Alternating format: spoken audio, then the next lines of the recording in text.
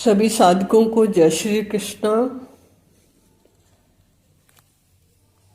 आज हम और योग विधियों को देखते हैं कि जितने भी आसनों में सभी देवी देवता बैठे होते हैं वो हमें प्रसाद रूप में, सौगात रूप में हमारे पूर्वजों ने भेंट दी हुई है। हमें स्वीकार करना है। वर्तमान समय जो भी योग विधियां नई नई बनाई गई हैं उनसे लाभ तो होता ही है योग विधियों से, पर साथ में नुकसान भी हो रहा है।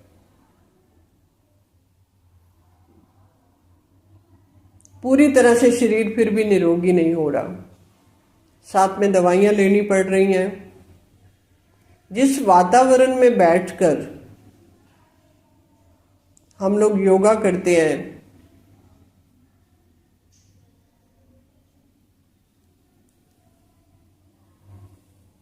वहां पे ऑक्सीजन का लेवल कम होता है, मच्छर बहुत है। अगर कहा जाता है सुबह के टाइम योगा करनी है गार्डन में जाके, तो 5 मिनट भी बैठना मुश्किल हो जाता है। और मच्छरों की भी कई प्रजातियां, डेंगू वाला मच्छर काट ले तो क्या परिणाम होगा। चारों तरफ धुआं गाड़ियों का, वायुमंडल शुद्ध नहीं है। तो अगर हम नाक से हवा अंदर खींच रहे हैं तो हवा के साथ बैक्टीरिया भी तो अंदर जा रहे हैं, कीटाणु भी तो अंदर जा रहे हैं। और कुछ कीटाणु तो हमारे काम के हैं जो हमारी पालना करते हैं शरीर की, और कुछ कीटाणु जो हैं वो कोरोना की तरह जो वायरस है वो हमें पता ही नहीं पड़ता कौन सा वायरस हमारे अंदर चला गया। अगर हम शोध करते हैं, गहरा चिंतन मंथन करते हैं, तो ये आर्टिफिशियल विधि है। हवा को खींचना, जैसे जनरेटर लगाकर, पंप लगाकर पानी को खींचा जाता है, हवा को खींचा जाता है, वैसी ये विधि है। सहज होने देना चाहिए सब कुछ। और नाक से श्वास खींचना ये उल्टी प्रतिक्रिया है। जब शिशु मां के पेट में होता है तो नाभि से श्वास लेता है। अभी भी आप छोटे बच्चे को देखो तो उसका पेट ऊपर नीचे हो रहा होता है, वो नाभि से ही श्वास ले रहा होता है। वही केंद्र बिंदु है, वही एक पॉइंट है, वही अमृत जाने का स्थान है। नाक तो हवा को बाहर फेंकता है।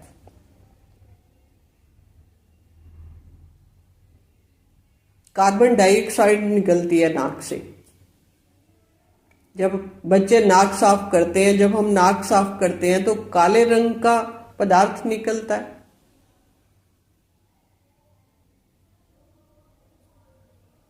बाल है नाक के भीतर,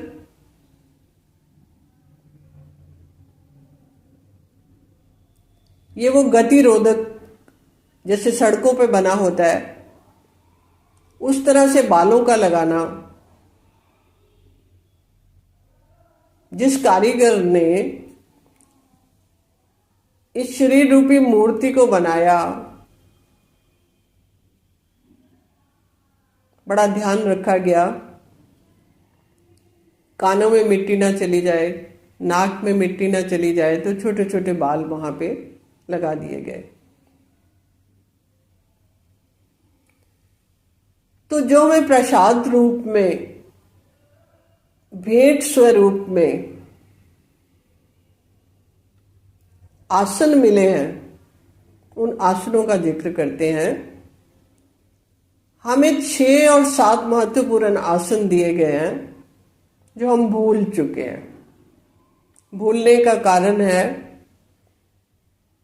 लाइब्रेरियों का जल जाना, शास्त्रों की चोरी हो जाना, विदेशों में लाइब्रेरियां चली जाना।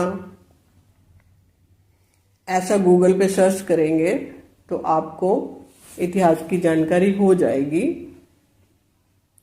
कुछ लाइब्रेरियां भारतवासियों ने जला दी क्योंकि अंग्रेज लगातार किताबें यहाँ से बाहर लेके जा रहे थे। उस वजह से ये विधियां हमारे तक नहीं पहुंच पाई। बीच में से पुल टूट गया, कड़ी टूट गई। ओरिजिनल जो वेद शास्त्र थे वो चोरी हो गए। तभी तो गीता में और जुड़ गया बहुत कुछ। 18 अध्याय के बाद बताया जाता है कि बहुत अध्याय बन गए।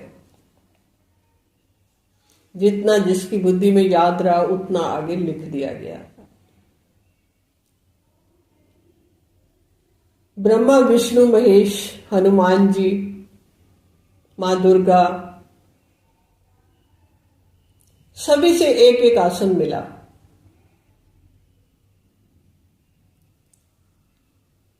शंकर आसन सबसे पहले करना होता है। जैसे शंकर भगवान बैठते हैं उसी तरह विष्णु भगवान जैसे बैठते हैं, जैसे लेटते हैं उसी तरह ब्रह्मा जी जैसे बैठते हैं कमल आसन पे उसी तरह। इसको और सरल करने के लिए हर एक आसन पे बात करते हैं। हनुमान जी को जैसे बैठे हुए दिखाया है वो भी एक आसन की विधि है।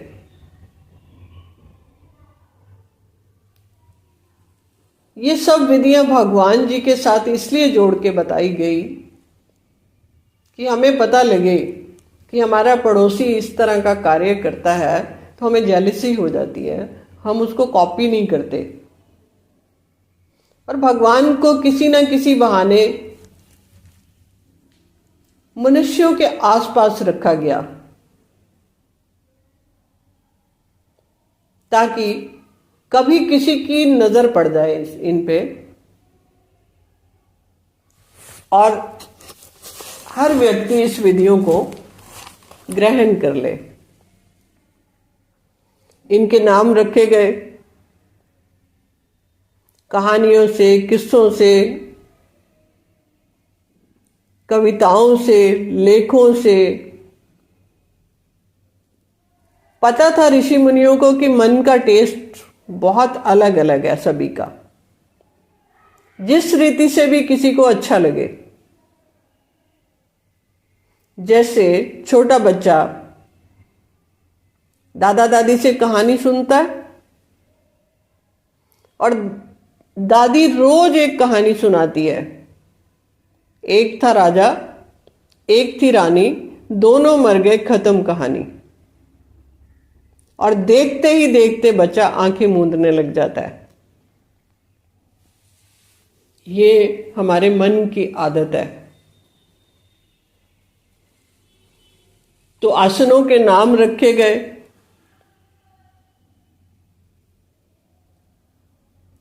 सहज आसन,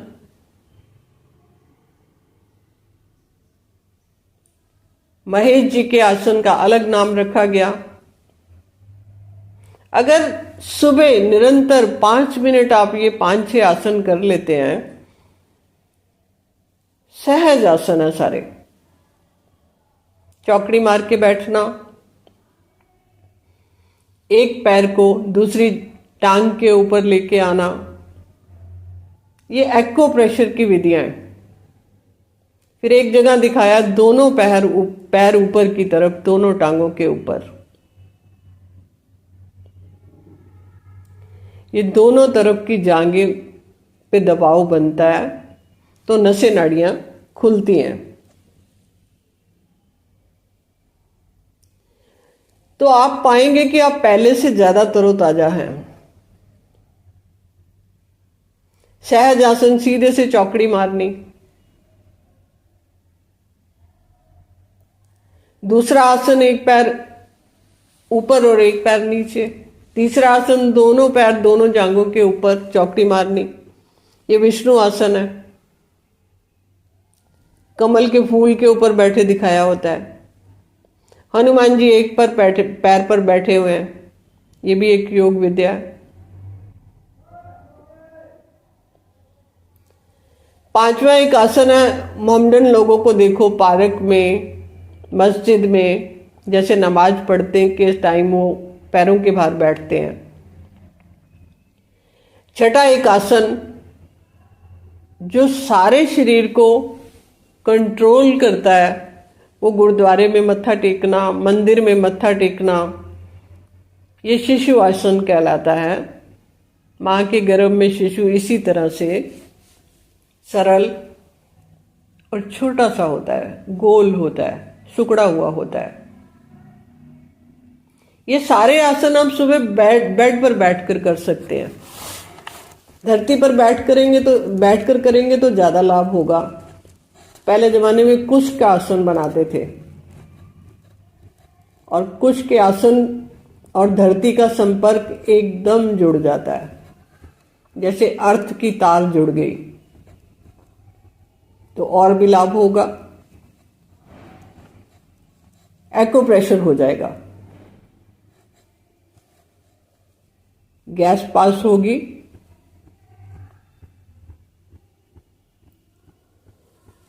हमें कभी किसी जगह को दबाव देना है, पैर से दबाव देना है या हाथ से दबाव देना है,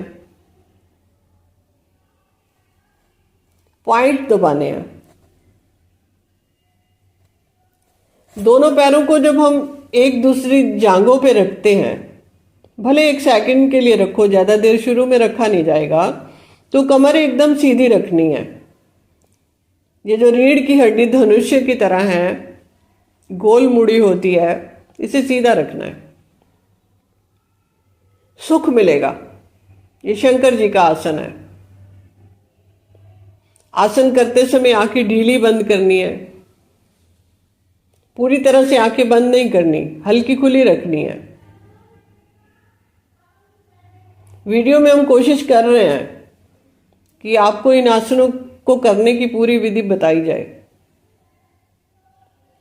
इन आसनों के 6-7 आसनों के करने से आप पाएंगे मोटापा भी कंट्रोल हो जाएगा, कई सारी बीमारियां भी कंट्रोल हो जाएंगी।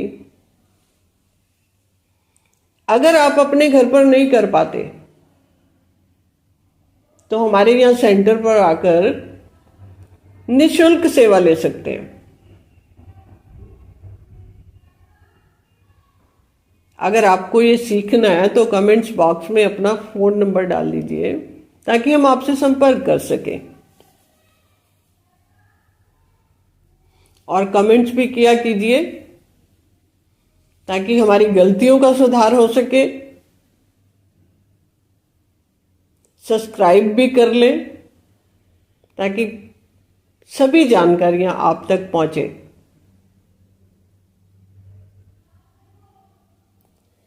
कुछ भी आपको नया नहीं बताया जा रहा, और नया बताने लायक अब है भी नहीं। इतनी चर्चाएं हो गई हैं रामायण में, महाभारत में, सीरियल के द्वारा, शास्त्रों के द्वारा, ग्रंथों के द्वारा, कि नया कुछ कहने को नहीं बचा हुआ। वैसे तो हर की लीला अनंत है, पर यह काल्पनिक बात कोई भी नहीं है, अर्थ बताए जा रहे हैं। अर्थों को ना जानने के कारण अनर्थ हुआ पड़ा है। सभी खाली समय बस लड़ाई झगड़े पे बिता रहे हैं। राम मंदिर तोड़ दो, मस्जिद तोड़ दो, सवाल पे सवाल दागे जा रहे हैं। 33 करोड़ देवी देवता कौन, 16,108 रानियां कौन। तो इन पे सभी को जागृति आए। जो समय आपके पास है वो और कामों में लगाया जाए। व्यर्थ चिंतन में गुजर रहा है। तभी तो भारत कौड़ी तुल्य हो गया है। आज एक लड़का लड़की को देखो, एक लड़का लड़की के चक्कर काटे जा रहा है, तो चांद पे जाने का समय कब मिलेगा? एक लड़की लड़के के ही चक्कर काटे जा रही है, तो प्रगति कैसे होगी? इतने खजानों से भरे हुए वेद शास्त्र हैं, इतने खजानों से भरे हुए ग्रंथ हैं, इतने अनमोलक खजानों से भरे हुए मंदिर की मूर्तियां हैं, पर समय ही नहीं है। तो हम नया कुछ नहीं बता रहे आपको, बस सीधा करना है सब कुछ। उल्टा पुल्टा हुआ पड़ा है। तो मुरली में एक जगह आता है कि जब माँ आती है, जब माता पिता आते हैं तो नया कुछ नहीं बताते, पुराने को याद करवाते हैं। पहले तो दादा दादी के माध्यम से, नाना नानी के माध्यम से बच्चे बहुत कुछ याद कर लेते थे जो पूरे जीवन तक काम आता था। अभी मोबाइल के माध्यम से अंट शंट देखना, और माताएं भी 1 साल के बच्चे के आगे मोबाइल परोस देती हैं। विडंबना है। इसी पे ध्यान देना होगा, तो आपका जीवन, आपका परिवार सुखमय होगा। मिलते हैं अगली कड़ियों में नया कुछ लेके।